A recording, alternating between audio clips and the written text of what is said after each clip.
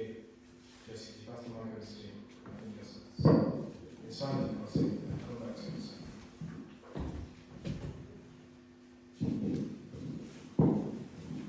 The Good Samaritan was when a man got robbed and he was on a donkey and was really rich, and he left him on like the floor, and then loads of people that said that were really good Christians and they go to church, they just walked past him, and then I forgot what group he was in, but the Samaritan was like an enemy of like the group or so, and then like he helped him and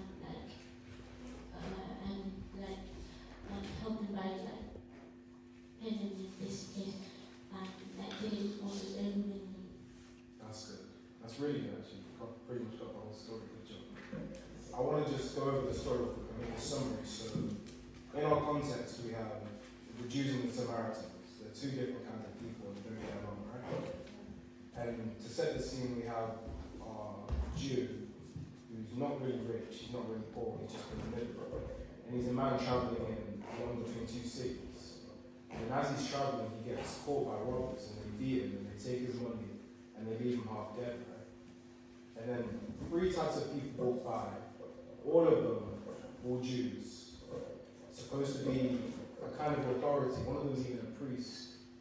They all have some kind of responsibility to help others. They claim to help others. Their position is to help others.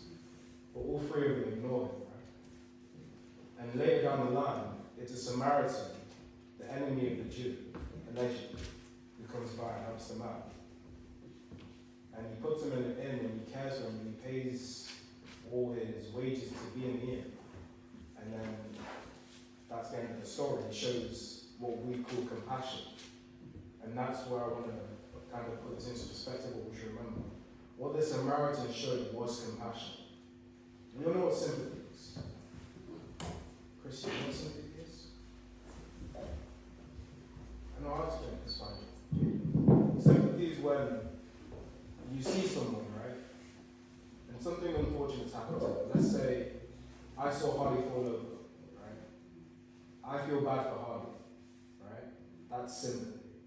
When you show sympathy to someone, you show care for someone, you show love for someone, that you want to help them out of whatever unfortunate things happen to them. And when we show love out of this sympathy, that's where compassion comes into play.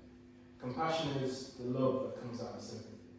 When the Samaritan showed his compassion, he took the man and put him on his donkey and put him in the inn. And he paid what needed to be paid for the man to stay and help his wounds heal. Right? That was his compassion.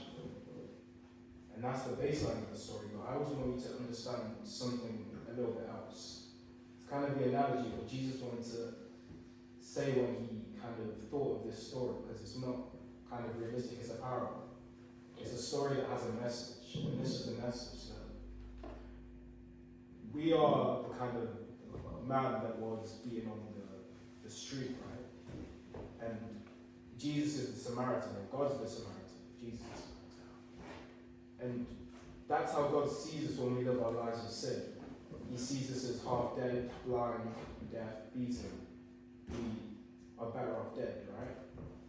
But because of God's compassion, he saves our lives. And he brings us back into focus of the lives that we should live.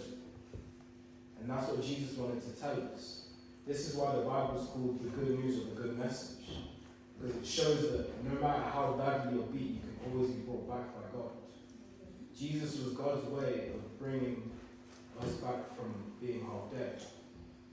And that's the idea he wanted to kind of bring to us. So do we understand that? Now I want to move on to obedience. So this is, I think it's like the third time we've gone over this. So who can tell me what you remember about obedience, or what is obedience? Jordan? I think obedience is when you're doing the right stuff, you listen, just like that. Yeah, that's a good one. So listen, that's one. Maybe what's obedience?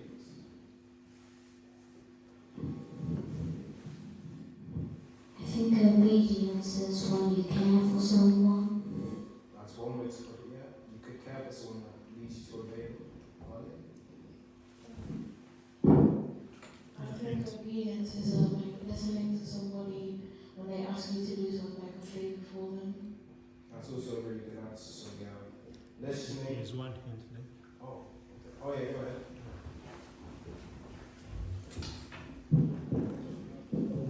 Does it mean like following the rules and stuff? Yeah, that's one also another way to put it. So we have following rules, listening, and caring. Right, and that kind of all falls under obedience. And the idea of obedience is to kind of basically listen to the authority that is talking to you. When, let's say, you obey your older sibling, you listen to what they have to say to you, and you follow the kind of action that they've set for you to do. Let's say Anael was told to wash up dishes by Eliel. He does it because he obeys her. Well, he obeys her and does it. Him doing it is him being obedient. Do you understand that? So obedience is following an action we've been set by someone else. And it's important to have obedience because that's how God blesses us in our lives, especially with important things in our lives like our parents. For most kids, it's important to have obedience as part of your upbringing. Kids that don't obey their parents can often go on a side track.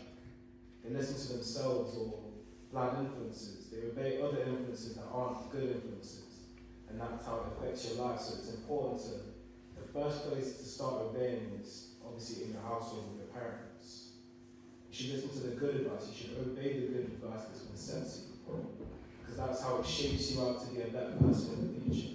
That's how you're not swayed by bad influences because you already, if you're obeying good influences, you already know what is a good influence and you know what's a bad influence. You know what your mom wouldn't want you to do and you know what your mom would want you to do. Right? That's how obedience works. If we tune ourselves into a nature of always listening to good advice and good things, then it's hard for us to do bad things, isn't it? And that's how God blesses us in a sense. And it also applies to God and how we should obey people. God, throughout the Bible, wanted people to obey him because that's how God blesses you. That's how good things happen. It's the same reason your parents will give you an instruction to do something. Right? Let's say,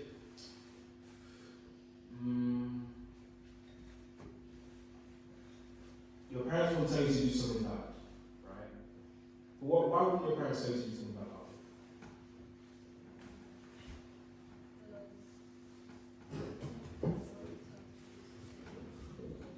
Because someone else will do that. I think they wouldn't tell us to do something bad because we didn't have ruin our lives. Exactly, right? That's the same reason why we should obey our parents and we should obey God, because God wouldn't want us to harm ourselves. God cares about us, right? We just spoke about compassion. God wouldn't want us to put ourselves, or God wouldn't want to put us in a place where we could face harm or danger. He wants to see us in success, like our parents want to see us in success. He wants to see us following him and loving others, and showing light to others, and not damaging ourselves. Right? That's why we obey. So we can put ourselves not only in the right kind of action, but in the right headspace, in the right mindset, in the right mentality to do good things and to help other people. Because the point of being a Christian not only is to get yourself to heaven, but it's also to get other people to heaven as well. It's to show a light, right? Let's say you have a light. Not everyone has a light. But you need to kind of share your light you have with your light to other people so they can also see realities and truths of the way things are. If you want to live a good life, then it's best that you help other people also follow the life that you live. Or at least give them some sort of advice or good morals to help set them out on a path to be better people themselves. The point of being a Christian is to not only help yourself but help other people. And that's how God also blesses us when we bring other people into our faith. Because it makes them better people. Right? So I want to go to Proverbs chapter 10 verse 17 and just talk a little bit about obedience. You can follow on. just saying what I've been saying. It says in verse 17, actually, can someone read it? They want to read it. Chris, Whoever heeds instructions is on the path to life, but who rejects reproof leads others astray.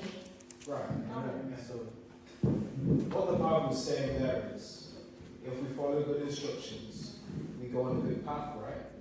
And what I've been saying about obedience is we influence others through our actions.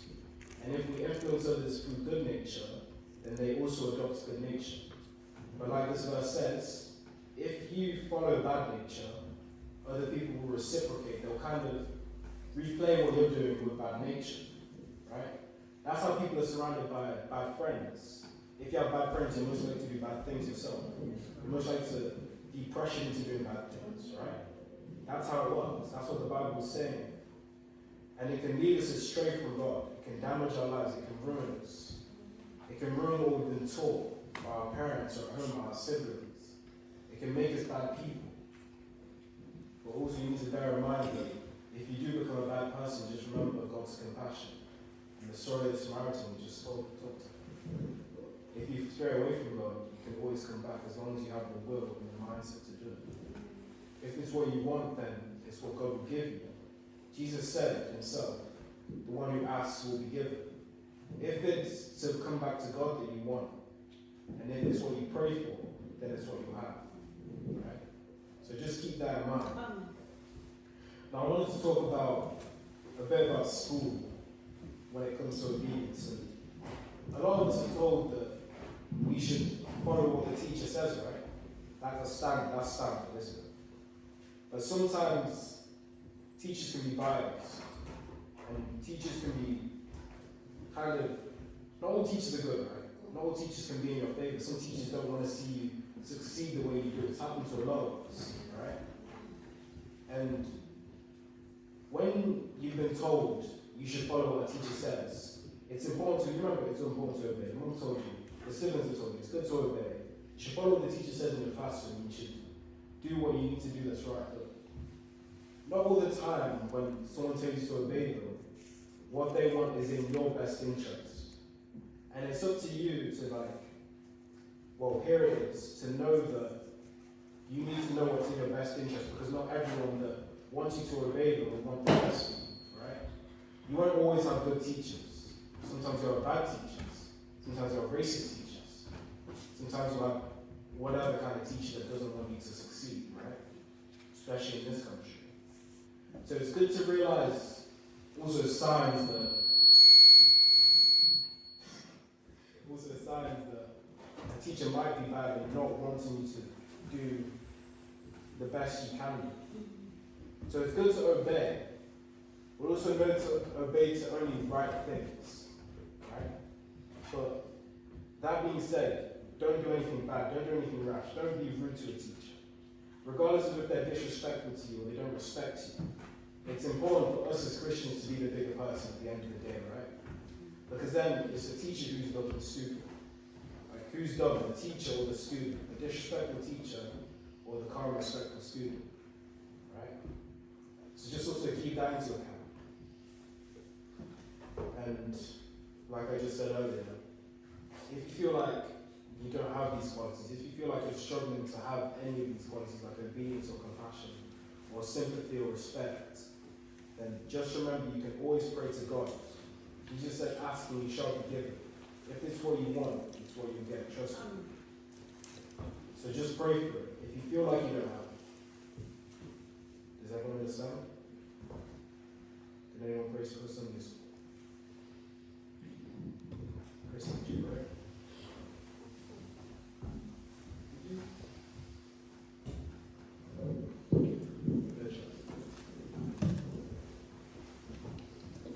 Thank you, Jesus.